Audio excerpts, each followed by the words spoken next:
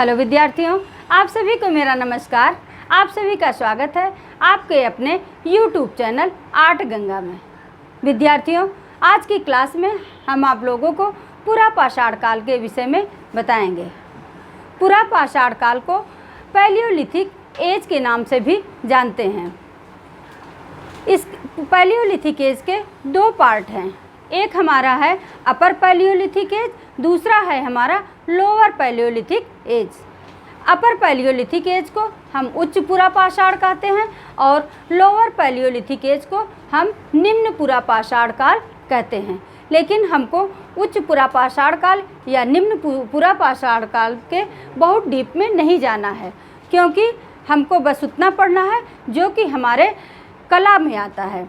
और अगर हम उन पुरा पाषाण काल या निम्न पुरा पाषाण काल को पढ़ने लगेंगे तो हम इतिहास में चले जाएंगे, और इतिहास में जाने का मतलब कि हमारा पोर्शन बहुत लेंदी हो जाएगा। इसलिए हम पढ़ते हैं पुरा पाषाण काल को पैलियोलिथिक एज। पैलियोलिथिक एज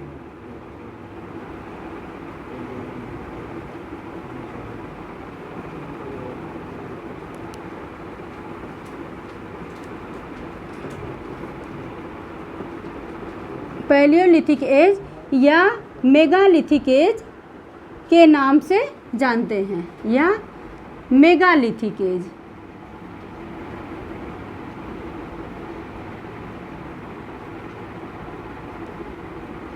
कला की शुरुआत या चित्रकला की शुरुआत कहाँ से होती है? तो कला या चित्रकला की शुरुआत पैलियोलिथिक एज से शुरू हो जाती है, और पैलियोलिथिक एज में अपर पैलियोलिथिक एज उच्च पुरा पाषाण काल से शुरू हो जाती है।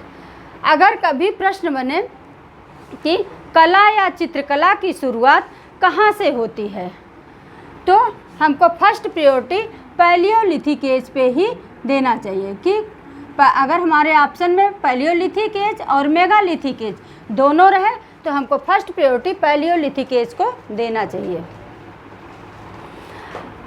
अब इसके बाद हम देखते हैं कि पुरा पाषाण काल का समय क्या है। पुरा पाषाण काल का समय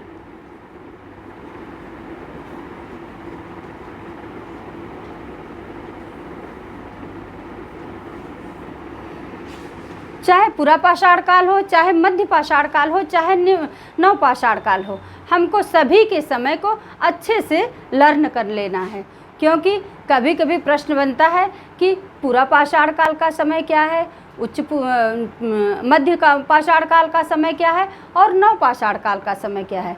इसके लिए विद्यार्थियों आप लोग तीनों के समय को एकदम बढ़िया से इसको लर्न कर लीजिए। तो पुरा पाषाण काल का समय 30,000 ईसा पूर्व से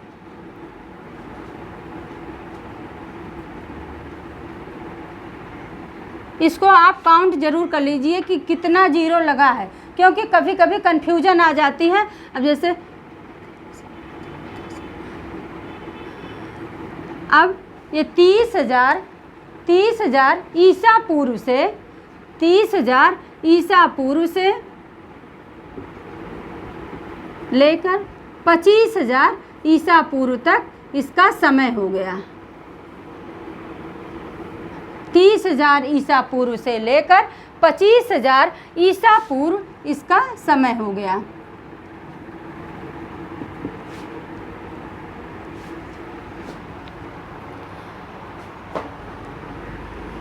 अब इनको हम पुरा पाषाण काल को सोहन संस्कृत के नाम से भी जाना जाता है।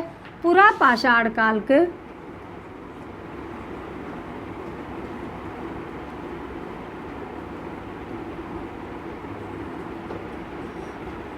को सोहन संस्कृत के नाम से भी जाना जाता है। अब आप लोग पूछेंगे सोहन संस्कृत क्या होती है? तो विद्यार्थियों, सोहन संस्कृत क्योंकि उस समय के मानव सोहन नदी के किनारे निवास करते थे, सोहन नदी के किनारे रहा करते थे, इसलिए इस काल को सोहन संस्कृत के नाम से भी जाना जाता है।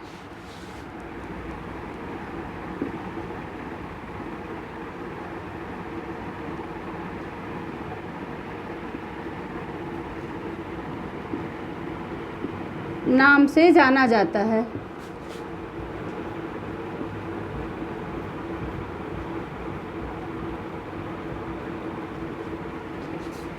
पूरा पाषाण काल को सोहन संस्कृति के नाम से जाना जाता है और यहाँ के मानव को क्वार्टिजाइट नाम से, मैन के नाम से भी जाना जाता है।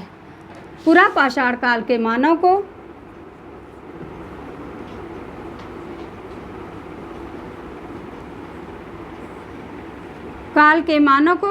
क्वार्टिजाइट मैन के नाम से जाना जाता है। अब क्वार्टिजाइट क्या होता है? तो क्वार्टिजाइट एक पत्थर था। क्वार्टिजाइट एक पत्थर था। उस समय के मानव हिमयुग में निवास करते थे। तो क्या साधारण मनुष्य हिमयुग में निवास कर सकते हैं? नहीं कर सकते हैं। इसलिए वहाँ के मानव को क्वार्टिजाइट मैन के नाम से जाना गया है। को क्वार्टिजाइट मैन के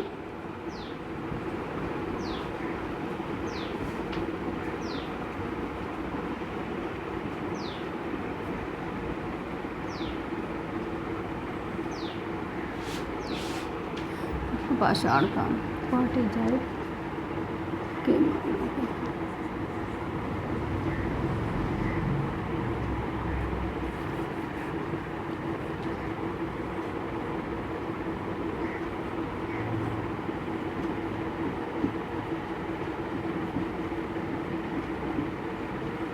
क्वार्टिजाइट मैन के नाम से जाना जाता है।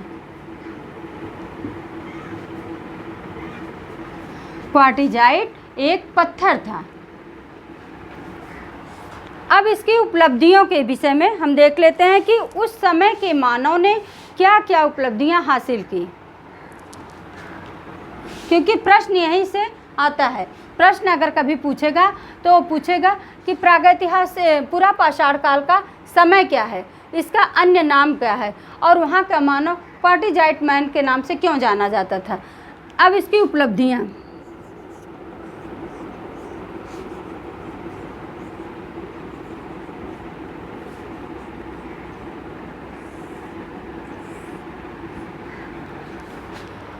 उपलब्धियों में सबसे पहली उपलब्धि औजारों की शुरुआत। इस समय के मानव ने औजारों की शुरुआत कर ली थी।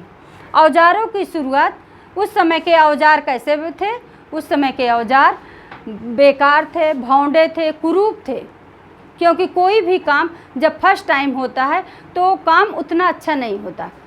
चाहे जो भी काम हो, अगर आप फर्स्ट टाइम करते हो तो उस काम में उतना निखार नहीं आता, लेकिन जब वही काम बार बार रिपीट करोगे तो काम अपने आप अच्छा बनने लगेगा। तो इस समय इसी काल में औजारों की शुरुआत हुई थी।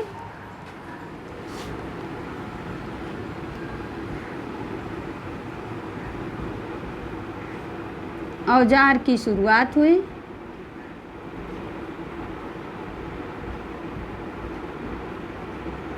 और इस समय के औजार कैसे थे?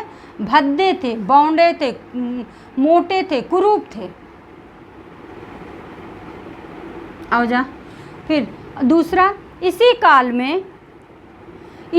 में शिकार एवं शिकारी के चित्र बनना शुरू हो गए। इसी काल में शिकार व शिकारी के चित्र बनना शुरू हो गए। कैसे वो शुरू हो गए? क्योंकि जब यहाँ पे औजार की शुरुआत हो गई तो इस समय के मानव शिकार करने लगा, और वो शिकार करने लगा तभी से वो शिकार एवं शिकारी दोनों के चित्र बनाना शुरू कर दिया।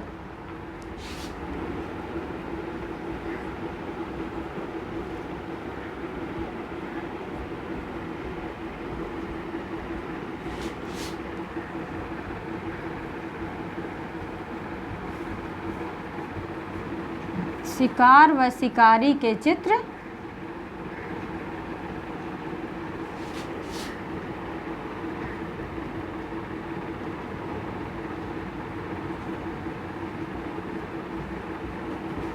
शिकार व शिकारी के चित्र बनाना शुरू हो गए। तीसरा है सर्वप्रथम आग का आविष्कार इसी काल में हुआ था। सर्वप्रथम आग का आविष्कार पूरा पाषाण काल में हुआ था। यहाँ से प्रश्न आता है विद्यार्थियों, इसको आप लोग ध्यान दीजिए कि प्रश्न पूछेगा कि किस काल में, सर्वप्रथम किस काल में आग का आविष्कार हुआ था। तो सर्वप्रथम पुरा पाषाण काल में आग का आविष्कार हुआ था।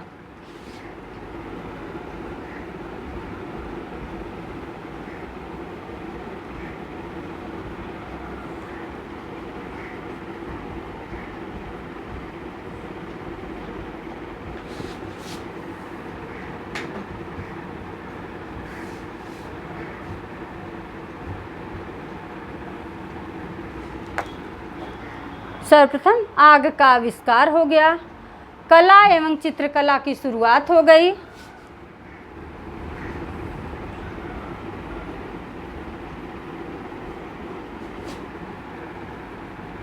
कला कहो या चित्रकला कहो, दोनों एक ही होता है।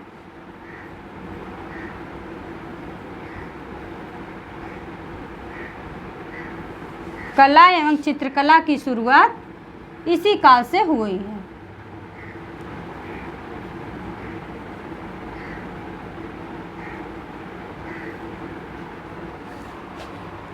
तो इस समय के मानव ने औजार की शुरुआत कर दी। इसी काल से शिकार